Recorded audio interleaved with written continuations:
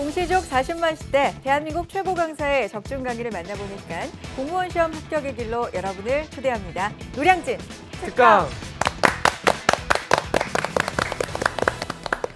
네, 매일매일 정신없이 지내고 공부하다 보면 좀 쉬고 싶다, 힐링이 필요하다 이런 생각들 많이 하시는데요. 그래서 나만을 위한 개인 힐링 공간이 또 트렌드로 자리 잡고 있습니다. 혼영족이라고 들어보셨어요? 혼자 영화를 보는 공간이 또 따로 마련이 되어 있어서 혼자 영화 보는 것을 즐기는 사람들한테 굉장히 반갑게 또 느껴지는 현상이기도 하고요. 혼밥이라는 얘기는 굉장히 유행한 지 좀 꽤 됐지만 고기, 삼겹살이나 스테이크를 혼자 먹는다는 건 굉장히 좀 높은 레벨에 속했었는데 이렇게 삼겹살이나 스테이크를 먹을 수 있는 1인 식당도 유행하고 있다고 합니다. 또 1인 노래방도 요즘은 많이 가는 것 같던데 이 두 분한테도 좀 여쭤보고 싶네요. 안녕하세요. 네, 오늘도 강의 함께 해주실 텐데 예슬학생은요. 혼자 뭔가 즐기는 힐링 방법 뭐가 있을까요? 저 코인 노래방 자주 가요. 제가 조금 전에 말했던 네. 1인 노래방 네. 말하는 건가요? 네. 코인 노래방? 그게 친구랑 가고 싶은데 네. 제가 스트레스 받는 시간이라고 해야 되나? 그때 바로 풀고 싶잖아요. 그렇죠. 근데 이게 약속이라고 하면 또 서로 시간을 맞춰서 친구랑 잡아야 맞춰야 되니까 되죠. 그렇죠. 나 혼자 그때 당장 풀 수 있는, 제가 또 노래 부르는 것도 좋아해가지고 네. 막 소리 지르고 막 랩하고 이러면 풀리거든요. 흥이 많을 것 같아요. 네, 그래서 네. 자주 가요. 그렇군요. 시켜보고 싶지만 준비가 안 됐을 것 같아서 제가 참겠습니다. 자, 교수님도 스트레스를 당연히 받으시죠. 뭐 네네. 일을 하시다 보면 그렇죠. 또 힐링도 필요하실 것 같고요. 어떤 식으로 해결하세요? 저는 개인적으로 혼자 하는 방법 중에 하나는 네. 약간 성장 스토리의 드라마를 몰아봅니다. 미생 같은 이런 드라마들을 몰아보고 네. 몰아봄으로써 하나의 좀 감정이입을 하고요. 음. 나도 그런 존재가 될 수 있다라는 어떤 동기부여가 되더라고요. 저는 개인적으로. 그래서 이런 뭐 성장 스토리에 있는 내용들, 영화, 드라마 이런 것들을 개인적으로 보는 타입입니다. 그렇군요. 뭐 1인 노래방도 좋고요. 이렇게 드라마를 보는 방법도 좋고 여행도 좋지만 그건 좀 현실적으로 힘드니까 여러 가지 방법들을 통해서 마음 관리 잘 하시면서 수험생활 하셨으면 좋겠습니다.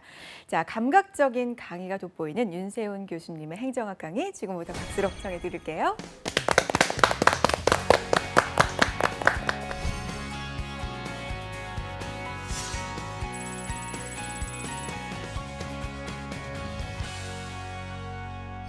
네, 153 스쿨에 오신 걸 환영합니다. 행정학 강사 윤세훈입니다. 네, 오늘은 신공공관리에 대한 구체적 개혁 처방에 대해서 또 다른 얘기를 할 텐데요.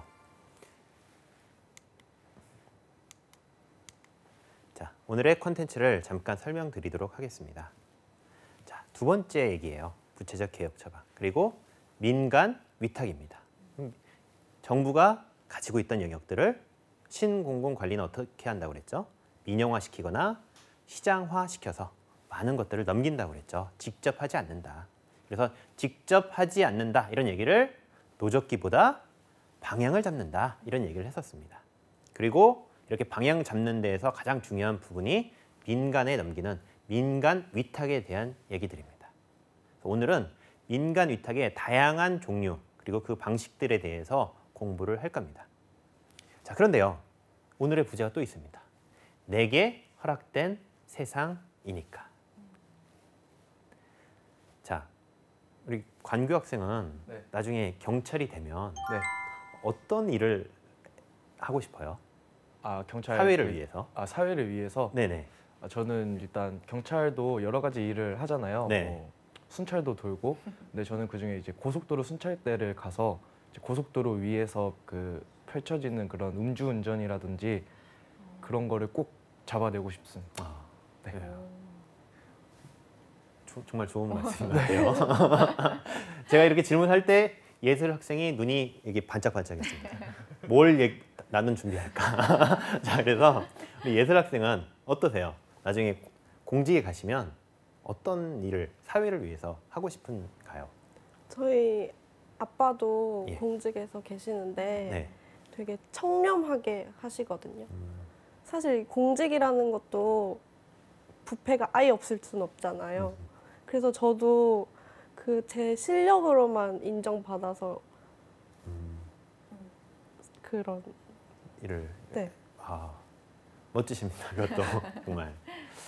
우리 제가 네, 또 궁금한 건 우리 네. MC님께서도 아마 굉장히 사회적으로 이렇게 영향을 끼치는 일을 아유. 하고 계신데 어떤 이 일을 사실 꿈이 있으셔서 네, 이쪽 오신 그럼요. 거잖아요. 저도 예, 꿈이 있죠. 어떤 꿈이 있으셨고 음. 이제 이 일을 하시면서 나에게 허락된 이 세상이 어떤 보람이 있더라. 아, 너무 심오한 질문이 진짜 무거운 질문일 수도 있고 이 예. 인간극장으로 갈 수도 있는데 예. 그렇죠. 저도 방송인이라는 꿈을 꿨었고 예. 지금 하고 있지만 약간 해보니까 또 꿈과 현실은 좀 다른 부분, 그때 예슬학생도 얘기했었지만 좀 그런 부분이 사실 있긴 있어요. 하지만 이렇게 좋은 프로그램, 노량진 특강도 사실 수험생들을 위해서 좀 힘을 들이자 하는 취지의 프로그램이잖아요. 네네. 이런 프로그램에서 저도 좀 일말의 어떤 역할을 할 수 있으면 참 좋겠다라는 마음으로 계속해서 살고 있죠. 아, 괜찮나요? 너무 좋은 말씀이십니다. 이 말씀들이 모여서 네. 모여서 결론과 참 연결이 잘 아, 되겠다 그래요? 이런 생각을 하고 있습니다. 뭐 미리 정보를 유출한 건 아닌데 궁금해요. 정말 한번 생각해 보시면 좋을 것 같고요. 네. 자, 4개 허락된 세상입니다. 각각의 직업, 그 직업을 통해서 나에게 허락된 세상에서 어떻게 살아가야 할까? 그리고 이런 민간 위탁들도 다 자기만의 어떤 영역들을 던져주고 있는 거예요, 사실은. 자, 민간 위탁은요, 서비스의 구입자가 있습니다. 이 서비스의 구입자는 누구냐면 사실 정부예요, 정부. 그리고 서비스의 공급자가 있습니다. 이 공급자는 민간 위탁업자라고 할 수 있죠. 잘 이해가 안 되시면 청소업체를 선정할 때, 자, 청소는 누가 합니까? 정부 공무원이 와서 합니까? 아니죠. 청소 민간업체가 따로 있습니다. 그리고 이 청소 민간업체와 계약을 맺는 정부가 따로 있는 겁니다. 그리고 이 정부는 청소업체를 선정을 해서 비용을 지불해 주고요. 청소업체는 정부를 대신해서 이 사회에 깨끗한 도로와 깨끗한 거리를 만들기 위해서 노력을 하는 거죠. 이런 부분들을 민간 위탁이라고 하는 겁니다. 자, 보시면 표를 보세요. 생산자가 있죠. 근데 생산자가 다 민간으로 되어 있죠. 마찬가지입니다. 이렇게 생산자라고 하면 쓰레기 청소업체와 같은 업체들을 얘기하는데요. 다 민간으로 되어 있습니다. 그래서 민간 위탁이라고 하는 겁니다. 그런데 이 공급자라고 하면 생산자, 공급자. 자, 공급자라고 하면 책임을 진다라고 생각을 하시면 돼요. 어떤 책임을 지는 존재들이다. 그래서 정부가 책임을 지고 민간에 계약을 맡기는 거죠. 계약. 그래서 계약 방식은 쓰레기 청소 업체와 계약을 맺어서 어떤 업무를 위탁하는 것. 이런 것들을 계약이라고 생각하시면 됩니다. 자, 면허가 있어요. 면허는 자, 관공서 같은 데 가면 매점 있죠. 매점에서 특정 업체, 특정 업자들을 선정을 해서 그 안에서 독점적으로 무언가를 할 수 있든지 아니면 다양한 매점들을 만들어서 경쟁할 수 있게끔 만들어줄 수 있겠죠. 이런 부분들. 면허라는 것은 민간한테 팔게 하기, 어떤 제품들을 팔 수 있게 하지만 마찬가지로 책임은 정부가 지고 있습니다. 자, 보조금에 대한 얘기인데요. 보조금은 우리가 어린이집들 많죠, 요즘에. 신문에도 국가 보조금에 의해서 어린이집이 운영된다 이런 얘기들도 많이 나왔을 겁니다. 마찬가지입니다. 어린이집을 국가가 운영하나요? 아니면 민간들이 운영하나요? 민간들이 운영하죠. 민간 어린이집을 운영하는 전문가들이 운영을 하되 다만 정부가 일정 부분의 비용을 보조를 해주는 역할을 하죠. 자, 바우처는요. 자, 우리가 쿠폰이라고도 하는데요. 나중에 공무원이 되시면 공무원 복지 카드를 받습니다. 공무원 복지 카드는 뭐냐면 그 카드를 갖고 그냥 일반적인 매장들에 가서 결제를 하면 뭐 안경도 맞출 수 있고요. 잠바도 살 수 있고요. 뭐 쌀도 살 수 있습니다. 이런 식으로 공무원 복지 카드와 같이 특정 어떤 그 물건들을 살 수 있는 권리를 받는 겁니다. 그래서 생산자가 당연히 민간이에요. 왜? 우리가 물건 살 때, 잠바 살 때 정부에 가서 삽니까? 아니죠. 시중에 있는 그냥 잠바 파는 업체 가서, 매장 가서 사게 될 겁니다. 그런데 자, 공급자가 특이하죠, 여기서는. 공급자가 민간이에요. 그러니까 그 물건을 파는 것, 그리고 팔았을 때 문제가 생겼으면 그걸 정부에 찾아가는 게 아니라 어디에 찾아갑니까? 그 물건을 판 매장에 가서 바꿔달라고 하겠죠. 그래서 바우처는 공급자가 민간에 있습니다. 다만 그래도 비용은 누가 지불하느냐? 쿠폰을 줄 때 비용의 최종적인 책임은 국가가 지기 위해서 정부가 비용을 부담을 하는 겁니다. 계약도 마찬가지예요. 정부가 하죠. 근데 시험에 많이 나오는 거는 이쪽입니다. 면허. 자, 매장, 관공서 안에 매점이 있습니다. 그 매점에 갈 때 물건 샀어요. 그러면 그 비용을 누가 지불합니까? 주스 샀어요. 이용자가 내겠죠. 그래서 면허는 비용을 부담할 때 이용자가 냅니다. 나머지들은 주로 정부가 부담을 해요. 자, 쉽게 생각하세요. 그러니까 관공서 안에 매점에 가서 내가 물건을 산다. 그 매점에 가서 비용을 지불하는 사람은 이용자다. 이렇게 생각하시면 될 것 같습니다. 그래서 생산자는 다 민간이고 바우처는 공급자가 민간으로 되어 있더라. 다만 최종적인 책임은 정부가 지기 위해서 비용을 정부가 대신하는 겁니다. 자, 우리가 공무원 복지 카드를 가지고 매장에 가서 잠바를 샀어요. 그러면 우린 쿠폰만 제시하죠. 그리고 잠바를 가져옵니다. 그럼 그 쿠폰을 정부에다 갖다 주면 정부에서 돈을 지불해 주는 역할을 하는 거죠.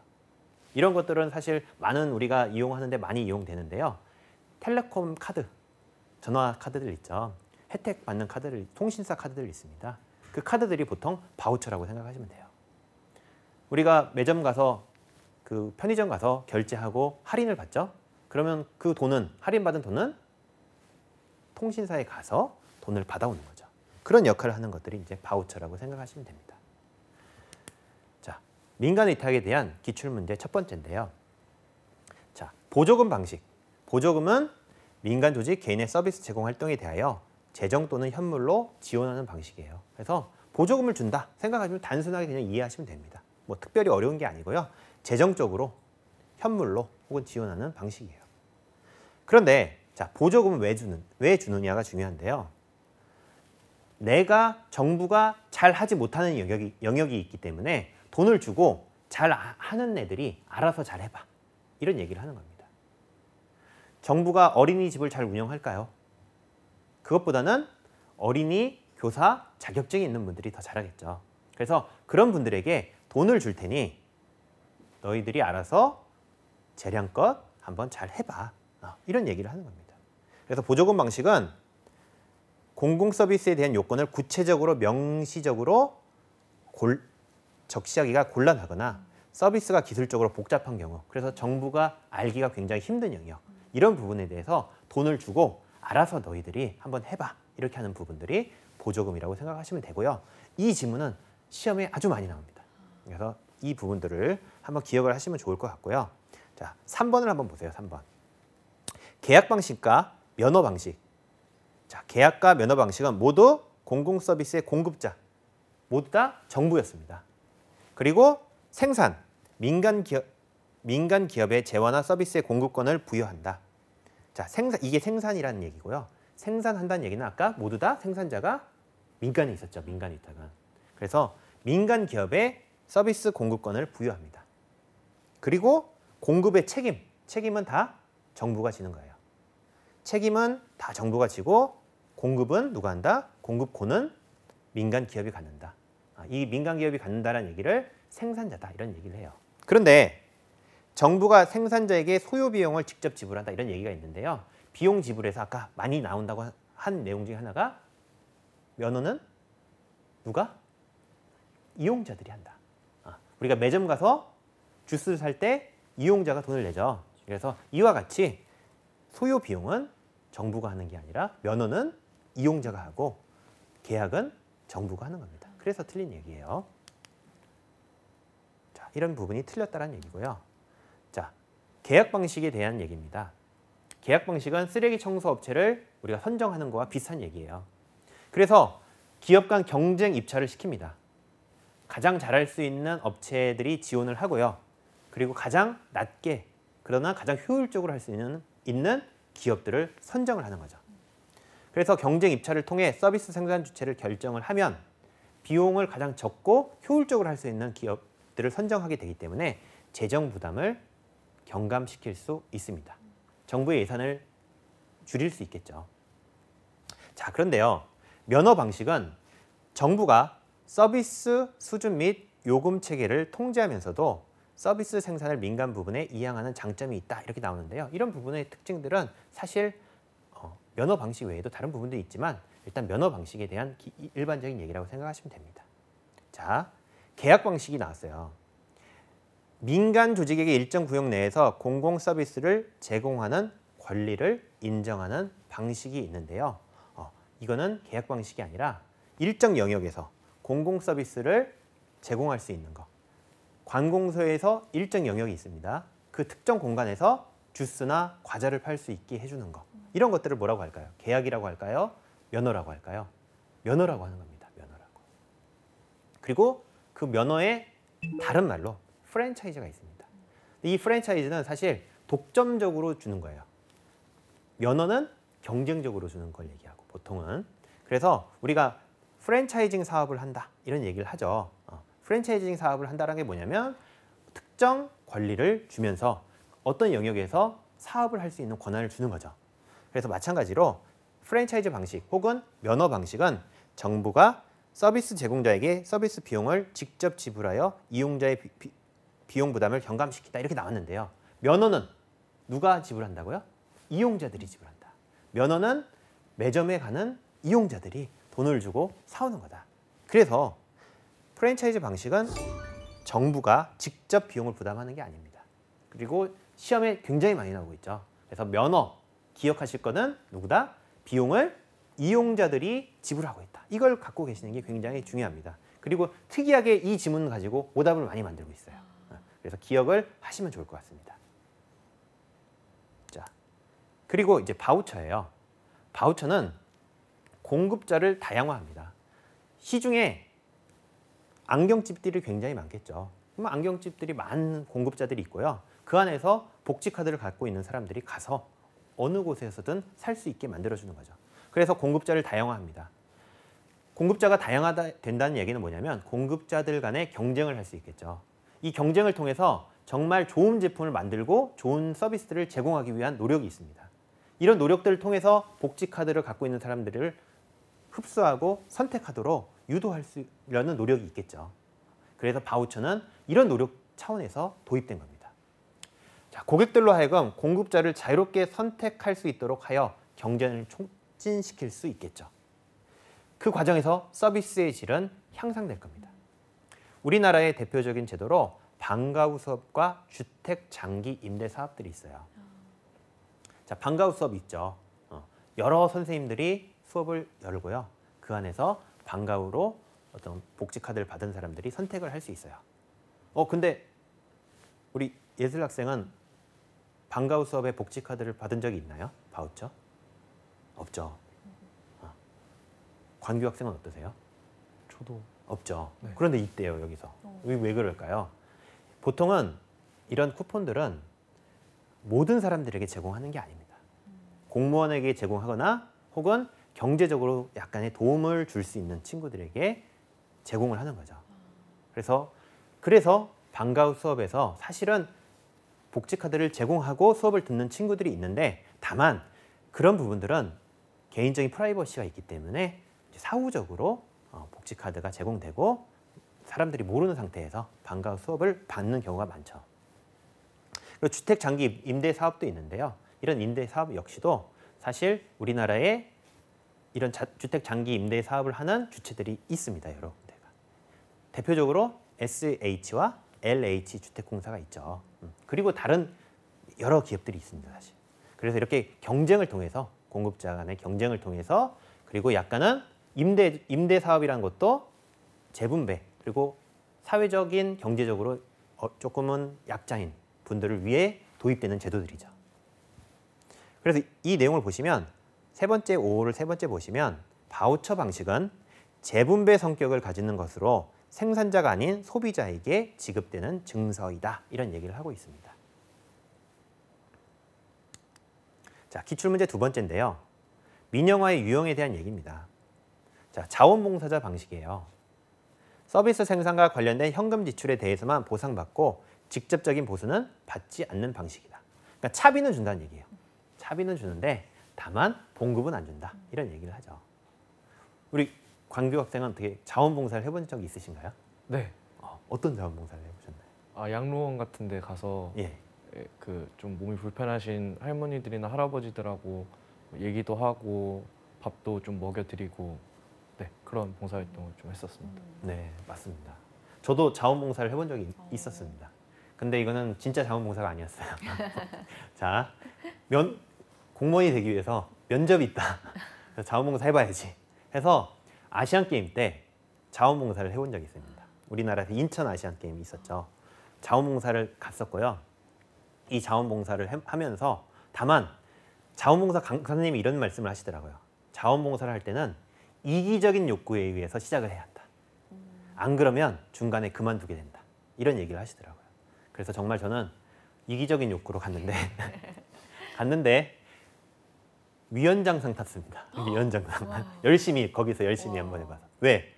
위원장상 타야지 이거 면접 볼 때 효과가 있겠구나. 열심히 했습니다. 정말. 그래서 이런 것도 나름의 하나의 동기부여가 될 수 있겠다. 이런 생각도 해본 적이 있어요. 자, 면허제는 공공서비스가 기술적으로 복잡하고 예측하기 어렵고 서비스 목표 달성에 뭔가 어려워. 남이 정부가 알 수 없는 영역. 이런 영역들은 면허로 하는 게 아니라 보조금을 주고 알아서 해봐라. 이런 식으로 한다고 그랬죠, 아까. 그래서 이 부분은 보조금에 대한 얘기입니다. 자, 기출문제 세 번째인데요. 바우처예요. 바우처인데 이제까지 했던 얘기들을 다 하고 있습니다. 그런데 답은 3번인데요. 우리 MC님께 여쭤보면 네. 소비자가 옛날 얘기 같은가요? 공급자가 옛날 얘기 같은가요? 소비자. 소비자.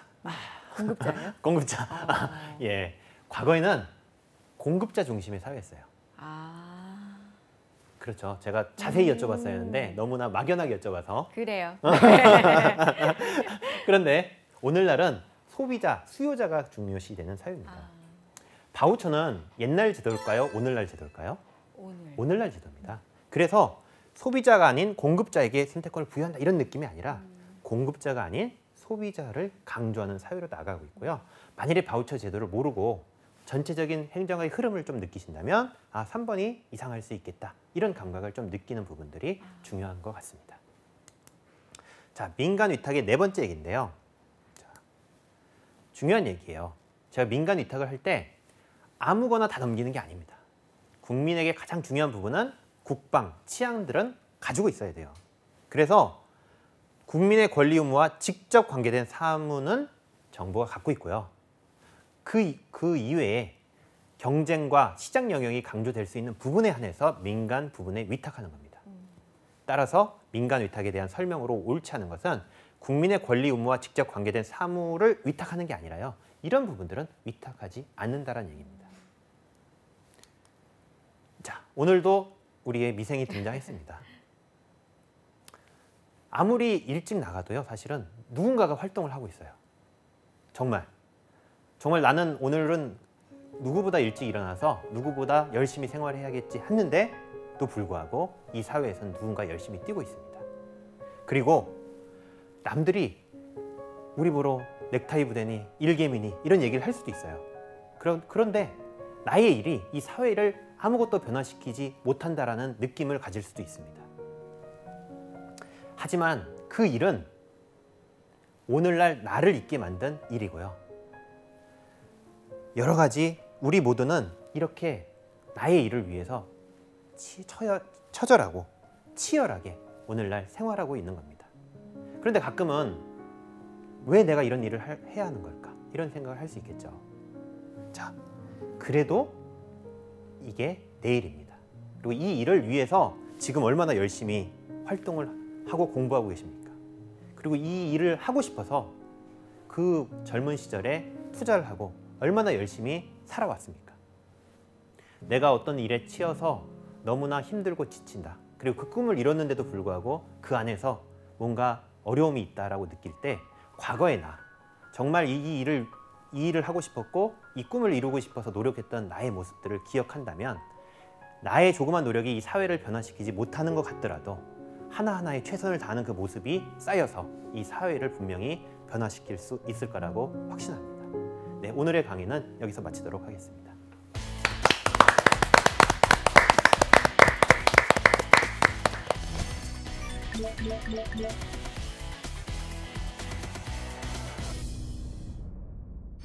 아무리 새벽에 일찍 일어나도 그 새벽에도 활동하는 사람은 있더라. 그 중에 또 상당수가 우리 공무원 준비생, 수험생 여러분이 아닐까 생각이 드는데요.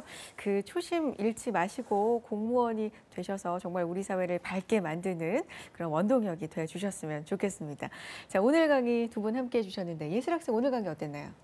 교수님께서 선지뿐만 아니라 그 밑에 이제 추후로 복습, 그 자리에서 바로 복습할 그래요. 수 있게끔 해주셔가지고 네. 그런 점이 좋았고, 또 오늘 결론에서 말했듯이 저도 공부를 하면서 내가 이렇게 열심히 공부는 하고 있지만 네.